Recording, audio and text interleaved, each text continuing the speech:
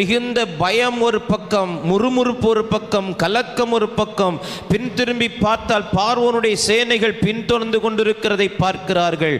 இப்பொழுது அவர்களுக்கு முன்பாக செங்கடல் தான் காட்சியளிக்கிறது. கண்ணு கட்டுகிற தூரம் வரைக்கும் சமுத்திரம் ஜலத்தினால் நிறைந்திருக்கிறது. கண்ணு கட்டுகிற தூரம் வரைக்கும் அவர்கள் பாதையை பார்க்க முடியவில்லை. ஆனால் வேதம் சொல்லுகிறது, அந்த செங்கடல் நடுவே ஒரு பாதை உண்டு. ஆமென். அது இதுவரைக்கும் தென்படல, இதுவரைக்கும் அது நம்முடைய கண்களுக்கு தெரியல.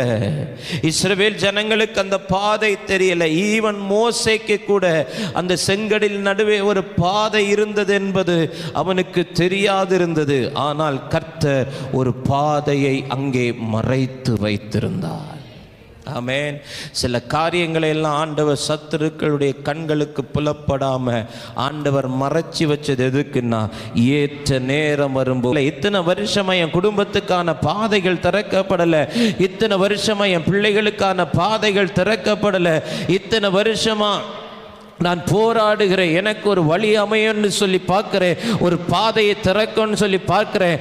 ஆனால் என் முன்னாடி செங்கடல் தான் நின்று கொண்டிருக்கிறது, தடைகள் தான் நின்று கொண்டிருக்கிறது. எந்த ஒரு முன்னேற்றம் இல்லாமல் நான் தேக்க நிலையிலே நின்று கொண்டிருக்கிறேன். விடுவிக்கப்பட்டது உண்மை, அடிமைத்தனத்திலிருந்து மீண்டு வந்தது உண்மை, வாக்குத்தத்தம் இருப்பது உண்மை. ஆனால் அந்த வாக்குத்தத்தை சுதந்திரிக்க முடியாதபடிக்கு செங்கடல் இன்றைக்கு நடுவாக நின்று கொண்டிருக்கிறதே என்று சொல்லி அங்கலாய்க்கிற ஒவ்வொருவருக்கு இந்த காலை நேரத்திலே அந்த செங்கடலுக்குள்ளால ஒரு பாதையை மறைத்து வைத்திருக்கிறவர் இனி வரக்கூடிய நாட்களில் அந்த பாதைகளை உனக்காக திறப்பார். ஆமென்.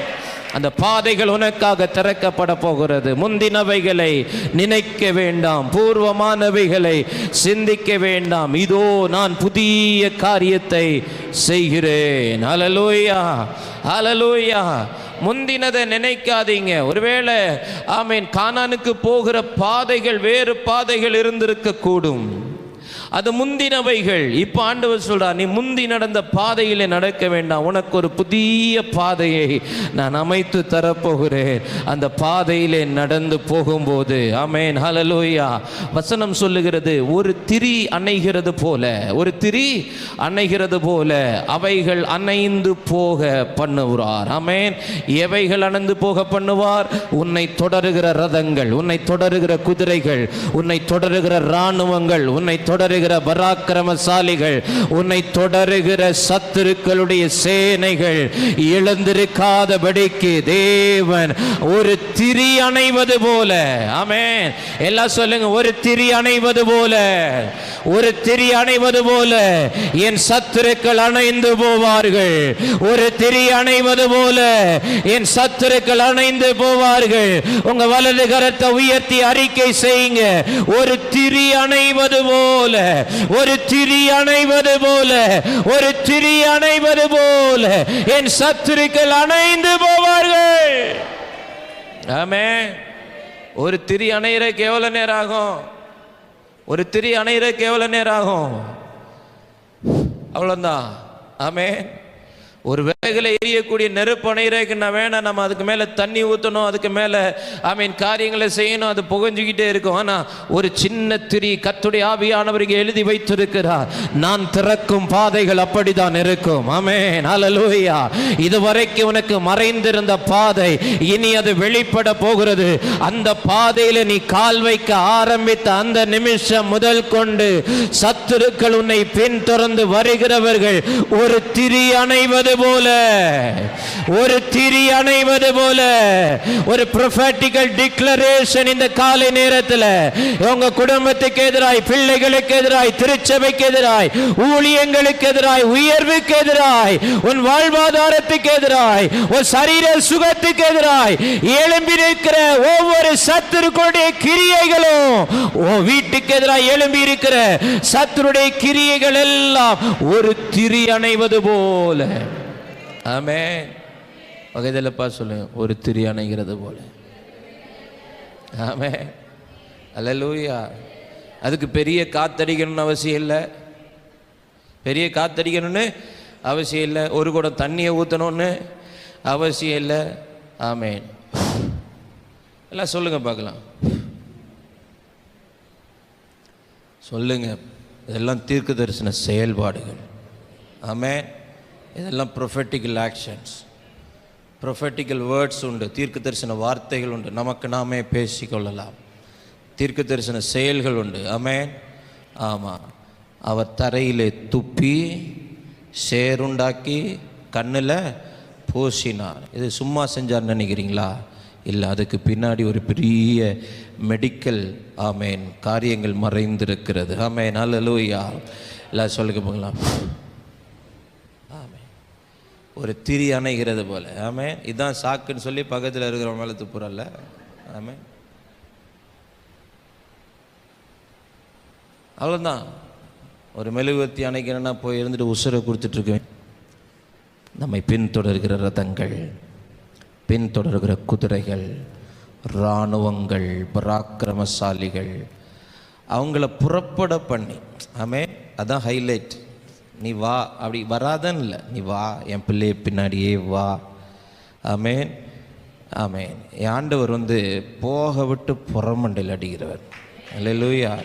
ஆமென். நீ போ அப்படின்னு சொல்லி போக விட்டு புறப்பட பண்ணி அவைகள் எழுந்திராதபடிக்கு ஒருமித்து விழுந்து கிடக்கவும். ஆமென். ஹல்லேலூயா. ஒரு திரி அணைகிறது போல அவைகள் அணைந்து போகவும் பண்ணுகிற கர்த்தர் சொல்லுகிறார், முந்தினவைகளை நினைக்காதே, பூர்வமானவைகளை சிந்திக்காதே. நான் இப்போ உனக்கு ஒரு புதிய பாதையை திறக்க போகிறேன். அது இதுவரைக்கும் உனக்கு மறைந்திருந்த ஒரு பாதை. அந்த மறைந்திருந்த பாதை உனக்காக திறக்க போகிறேன். ஆமேன். அதில் உனக்கு ஜெயம், சத்துருக்களுக்கு ஆமேன் முடிவை கட்டுகிற பாதையாக இருக்கும். அல்லேலூயா. அல்லேலூயா. நீங்கள் அண்டர்லைன் பண்ணிக்கொள்ளுங்க அந்த வார்த்தையை. ஒரு திரி அணைகிறது போல, ஒரு திரி அணைகிறது போல.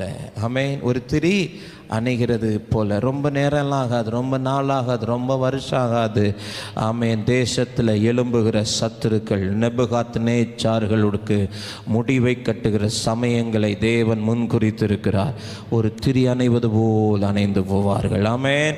அப்போ மறைந்திருக்கக்கூடிய ருசி வெளிப்படும், மறைந்திருக்கக்கூடிய பாதைகள் வெளிப்படும், மறைந்திருக்கக்கூடிய பாதைகள் வெளிப்படும். தேவன் நமக்கான பாதைகளை ஆண்டவர் மறைத்திருக்கிறார். ஆண்டவர் எல்லாருக்கும் எல்லா பாதைகளை காட்டுகிறது கிடையாது. ஊழியத்துக்கு அழைக்கும் போது இதுதான் பாருங்க. ஆபிரகாமை அழைக்கும் போது நான் உனக்கு காண்பிக்கும் காட்டினாரா? நீங்கள் ஆதியாகமத்தில் வாசித்தீங்கன்னா வசனம் இப்படி சொல்லும், நான் உனக்கு காண்பிக்கும் தேசத்துக்கு போ. புதிய ஏற்பாட்டில் வாசிக்கும் போது நான் உனக்கு காண்பிக்கும் தேசத்துக்கு வா அப்படின்னு சொல்லியிருப்பார். எப்படி சொல்லியிருப்பார்? நான் உனக்கு காண்பிக்கும் தேசத்துக்கு வா. அப்போ இங்கே போன்னு சொல்லிட்டு அவர் முன்னாடி போயிட்டார். அவர் என்ன செஞ்சிட்டாரு? முன்னாடி போயிட்டு அங்கே நின்றுட்டு நீ வான்னு சொன்னார். ஆமேன். அந்த தைரியத்தில் தான் ஆபிரகாம் புறப்பட்டு போனான். ஆமேன். அல்லேலூயா. அவன் வேறு எங்கேயும் பார்க்கல, அழைத்தவரை பார்த்து கொண்டு போனான். அவர் போனார். போகிற இடையெல்லாம் அவனுக்கு பாதைகள். அல்லேலூயா. பாதை இருக்கிற இடத்துல எல்லாம் அவன் போல, அவன் போன இடம் எல்லாம் பாதை. ஆமேன். அல்லேலூயா.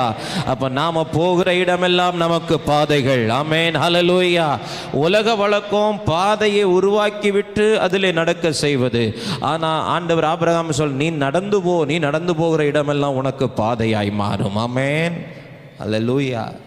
மறைந்திருக்கும் பாதைகள்.